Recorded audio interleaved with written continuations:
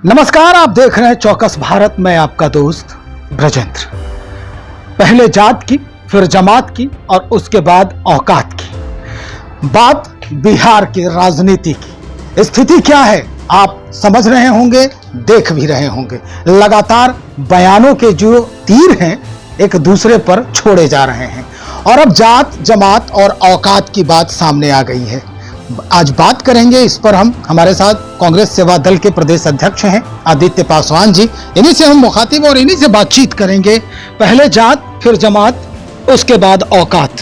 पहले जीतन राम मांझी यादवों पर कटाक्ष करते हैं, उसके बाद लालू यादव जीतन राम मांझी पर प्रहार करना शुरू कर देते हैं। अब सरनेम की बात हो रही है, तो ये क्या चुनाव के लिए, यानी जो विधानसभा चुनाव है उसके लिए ये जमीन तैयार की जा रही है? देखिए, पहला तो ये है कि जीतन राम मांझी जी को जो मिला आज तक, वो शायद वो डिजर्व करते नहीं थे। मुख्यमंत्री जी ने उन्हें बना दिया अपनी जगह मुख्यमंत्री, उसके बाद क्यों निकाला गया वो भी सबके सामने सर्वविदित है वो। और जब से वो मुख्यमंत्री बने, मुख्यमंत्री से हटे और उसके बाद लगातार मुद्दों से हटके तथ्यहीन बयान देना उनकी आदत है। और ये उनकी आदत नहीं है, उनके पार्टी में जितने लोग हैं इसी तरह की तथ्यहीन बातें करते हैं, चाहे वो अलग अलग मुद्दे हो बिहार के, और बिहार में प्रासंगिक चीजों के बारे में बोलना चाहिए ए, वो बोलेंगे डी। ठीक है, बी भी नहीं, डी, सीधा डी। तो मेरे हिसाब से, आपके माध्यम से मैं लोगों को कहना चाहूंगा कि ऐसे व्यक्तियों को आप ना फॉलो करें, ना सुने, ना उनकी बात का अनुसरण करें। जहां तक जात, जमात, औकात की बात है, तो आज के नेता जो हैं, जो अपने प्रदेश का भला चाहते हैं, उन्हें ना जात की बात करनी चाहिए, ना औकात की बात करनी चाहिए। जमात नहीं, उन्हें प्रदेश की बात करनी चाहिए।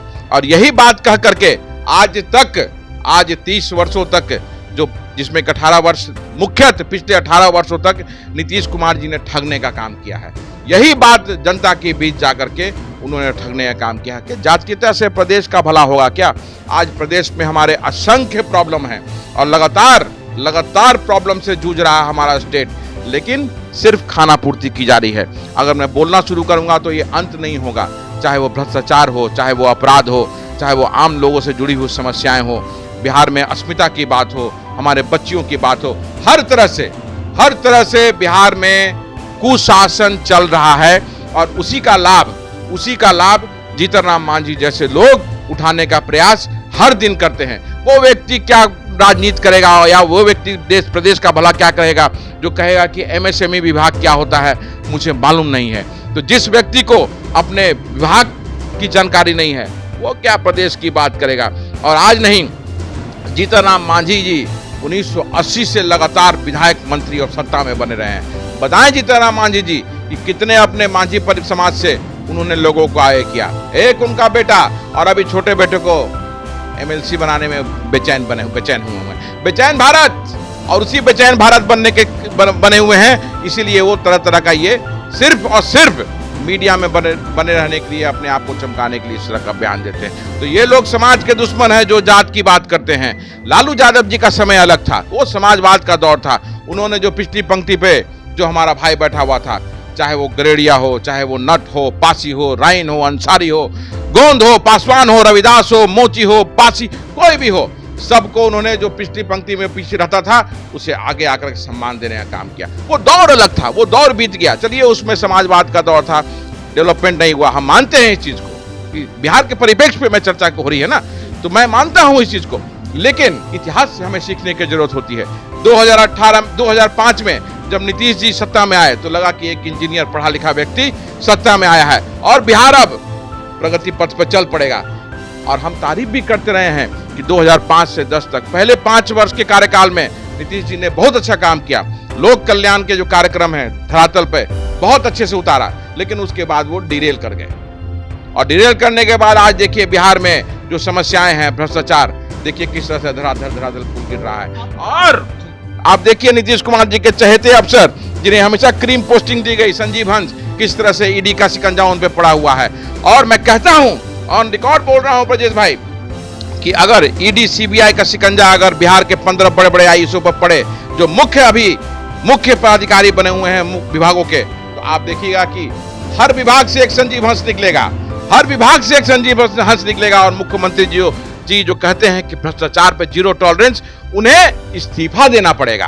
ठीक है, तो ये अलग बात है, ये मुद्दा भी अलग है। बहुत अच्छी बात है कि सारे संज्ञान हैं आपके पास, सभी कुछ आपको जानकारी है इस बाबत। लेकिन सवाल मेरा बस यही है कि राजनीति जो है बिहार की, वो आखिरी चरण में जातीय समीकरण पर ही आकर खत्म हो जाती है। यानी जब चुनाव का वक्त आता है तो चाहे वो जनता हो या जनप्रतिनिधि हो, जात का ही जो सिगुफा है वो सामने रखता है, जात का ही इमोशन कार्ड खेलता है। और आज बात भी जात पर ही आकर टिक गई है। बिल्कुल, आपका कहना बिल्कुल सही है। और इसके लिए जिम्मेवार कौन है? जनप्रतिनिधि ही है, जिन्होंने जातियों में बांट के रख दिया है।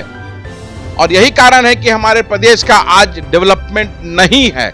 यही कारण है, जातीयता के कारण लोग वोट करते हैं। और यही रीजन है कि प्रदेश में हमारे डेवलपमेंट नहीं है। और मैं आपके माध्यम से बिहार के लोगों से कहना चाहूंगा कि जातियों के बंधन से हटिए और अपने प्रदेश का सोचिए।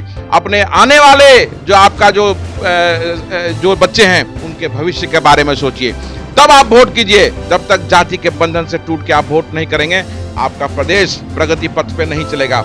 और आज बिहार एक विकल्प की ओर पर, मैं आपको मजबूती से कह रहा हूं कि जरूर देख रहा है कि उन्होंने सबको देख लिया। कांग्रेस का सत्ता ऐसा था जब कांग्रेस सबको साथ लेकर चलती थी, सभी को साथ लेकर चलने का इतिहास कांग्रेस का रहा है। लेकिन आज जिस तरह से प्रदेश की हालात हैं, बिहार एक विकल्प की ओर बिहार से गायब है। तो इन लोगों की बात, मैंने आपको कहा ना कि जात से के बंधन से, जातियों के बंधन से लोगों को अलग होना पड़ेगा।